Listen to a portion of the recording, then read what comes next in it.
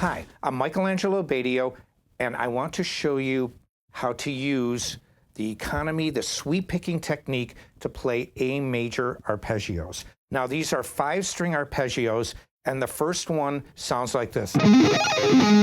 Now, what did I do there? I took my first finger and positioned it on the 12th fret, 5th string, first note A, first finger. Then what I do is I hammer on to the 3rd of the chord, which is C sharp, with my 4th finger. Now here's the most difficult part of this arpeggio. When I go to the next string, it is the 14th fret, 4th string, an E note. I have to take my middle finger and literally roll it over 3 strings. So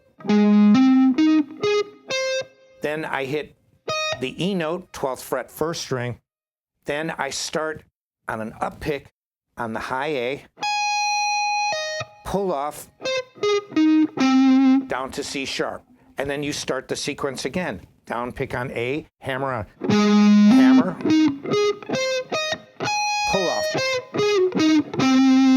So slow.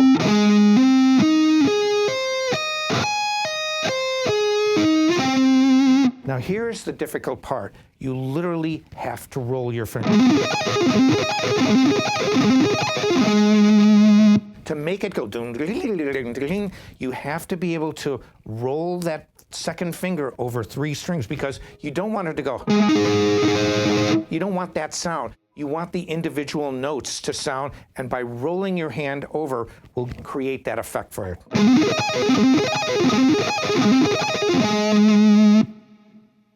When I play arpeggios, or really when I play anything, I mute with both hands. When I'm playing this, you hear the notes, they sing out. But what I'm actually doing is I'm using the palm of, not the palm, but the side of my hand here to literally block the strings as I'm playing. So whether I'm playing or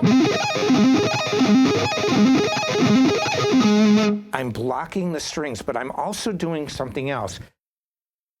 I use the term fretboard hand muting because not only do you have a method to block strings using your picking hand, but you can use your fretboard hand as well. So when I'm playing like this, all these notes are blocked out. I literally am blocking every single note that is not here. So when I'm playing here, it's all blocked out. Now when I go to this and I bar my hand and I roll it over, I have to rely a little bit more on my picking hand to mute. But then when I hit right there, when I play the upper note, I can't block all the strings.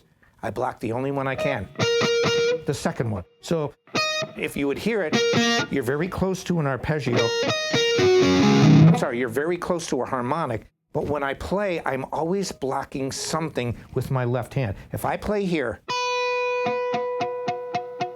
I do this all the time. And if you have good technique, you naturally do it. But be aware that you can use fretboard hand muting to create a cleaner sound for yourself. So when I play, block more with this hand, and then block the second string with your first finger. And when I come up,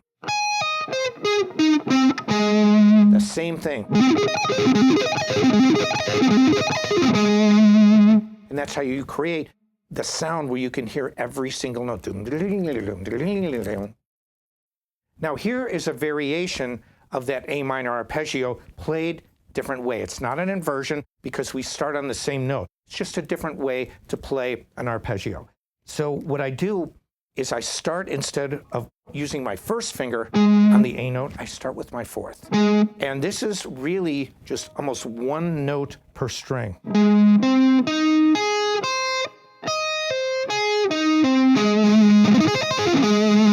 And what I do is I sweep downward.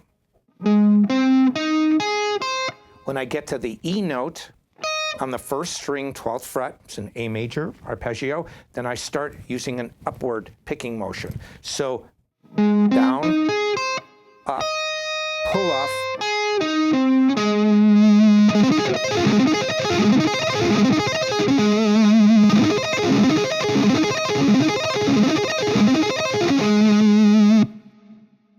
When I play the arpeggio over and over, cycle it, I start with the downward motion, come up to the E note, on an up pick, pull off, then I end on an A, but I end with an up pick. So what happens when I cycle this and play it over and over, I'm actually hitting the A twice.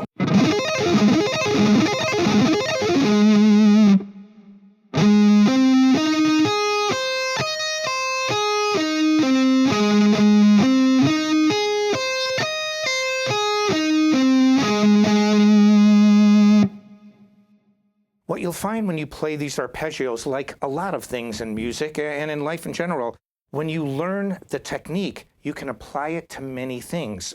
When I play, for example, an A minor arpeggio or an A major, it's one note difference. A minor, C, A major, C sharp, but the technique is exactly the same. So when you learn this one arpeggio shape, you're actually learning to use your hands in a way that will help you in a lot of other arpeggio shapes. A minor, A major, A minor, A major.